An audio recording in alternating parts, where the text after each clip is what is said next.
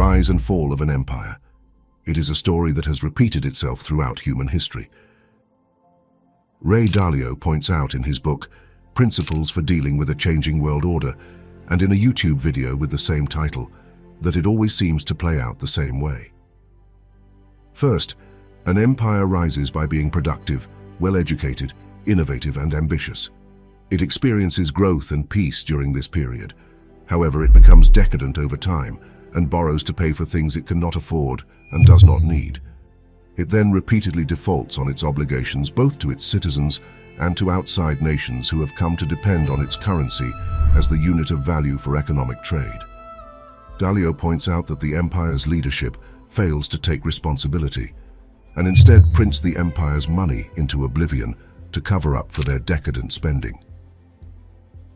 Internal strife and international loss of confidence lead to the empire's collapse, while some other upstart empire rises to take its place, only to eventually repeat the same tragic mistakes that led to the former empire's collapse. One might conclude that this is the inevitable and natural order of things, like the cycle of the seasons. But when we look closely, we see that the same avoidable and unnecessary mistakes repeat themselves each time. The two most significant of these errors are, first, the empire borrowing more than it can repay, and second, printing its money in excess to pay off that debt. Each time these mistakes are made, it is because they are very tempting ways of dealing with the problem. They appear to be an easy way out of a challenging situation. Or at the very least, they seem to be a way to defer dealing with the challenge until later. The forbidden fruit for any empire is the debasement of the money. Every time this indulgence is taken, it is a poison pill that eventually leads to the collapse of the empire. Yet since every empire in history has committed this sin, including the now declining American empire, are we not already doomed to witness a repeat of what happened before?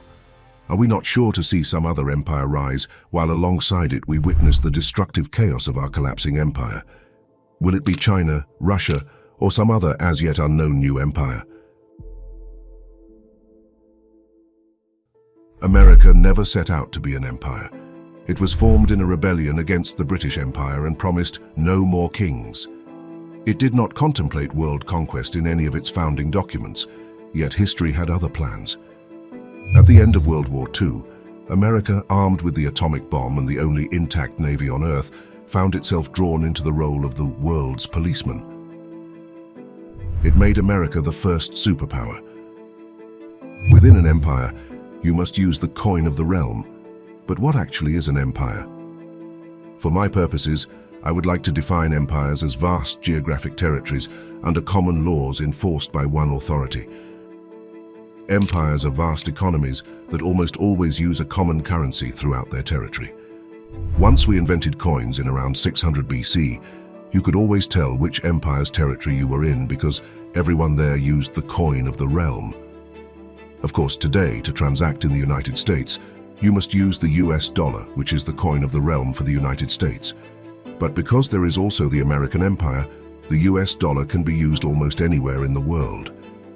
We are now in a time when a new empire is poised to rise, but perhaps the fall does not need to be as ugly as past ones. And even more importantly, maybe this new empire can be constituted in a manner unlike any that came before, an empire without an Achilles heel. Whatever empire you are in, you utilize the coin of the realm. And wherever a coin is utilized, you are in the realm of that coin. Where is Bitcoin used? It has no homeland, yet it exists at once everywhere on Earth. Its operators, accountants, or scribes who track its ledger operate in almost every country. Anyone who runs a Bitcoin node anywhere in the world is maintaining Bitcoin's currency. There are tens of thousands of such people spread out across the globe. Even more are trading their empire's money for this new coin because they see something special in it. They see that it is invulnerable to debasement. Bitcoin is not printed on paper on a press. It is not forged or stamped out of metal at a mint. It is made from mathematical formula expressed as computer code requiring energy. This creation process, for which there was no word at the time of Bitcoin's creation, is often called mining. But it is not like mining for coal, nickel, or gold. The The mathematical formula ensure that only 21 million Bitcoin will ever be created. They ensure the time frame over which these coins will be issued. They provide anyone in the world with the easy ability to verify the authenticity and genuineness of any coin offered to them in exchange for their services. And nobody can debase the coin by making more of it or making it less pure. Bitcoin is the unprintable coin. It is the undilutable coin. It is undebasable. We must, after all, either create new words for this new phenomenon or attempt to apply old words imperfectly. As Bitcoin spreads to more people worldwide, it establishes a new type of empire. I wish I had a word for it, but it is the first of its kind, and possibly, since it could last forever, the last as well. Like other empires before it, Bitcoin establishes a coin for an economy covering a vast geography.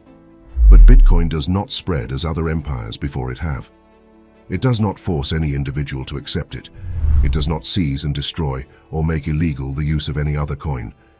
Bitcoin spreads peacefully through earning the choice of those who choose it. And those who choose it for themselves also, for the value it gives to them. Unlike all empires before it, Bitcoin does not have leaders. All people are equals in the empire of Bitcoin. The same rules apply to all, and they are simple rules. First, you may only spend coins them if you can prove ownership of them by providing a digital signature corresponding to encrypted spending instructions. Second, you may only add a block of transactions to the ledger if it meets the conditions of doing so. These are the only rules.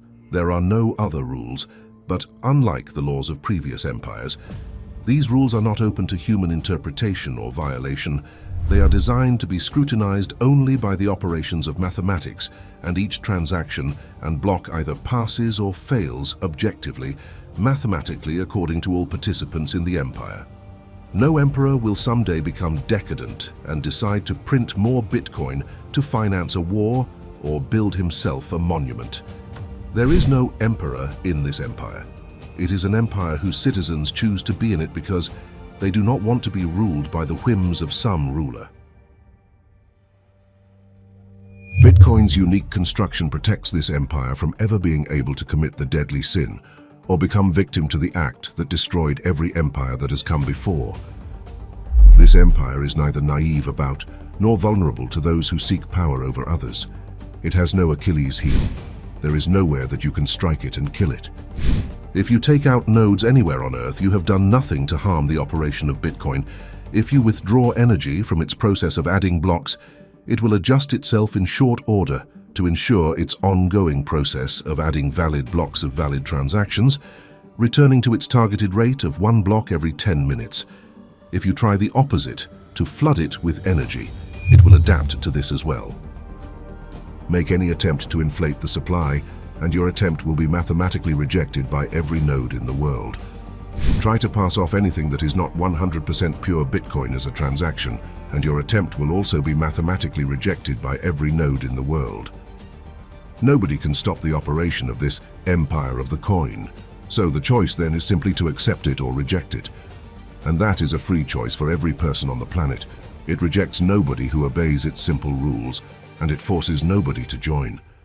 It is the first empire in history to expand entirely through the voluntary participation of its citizens.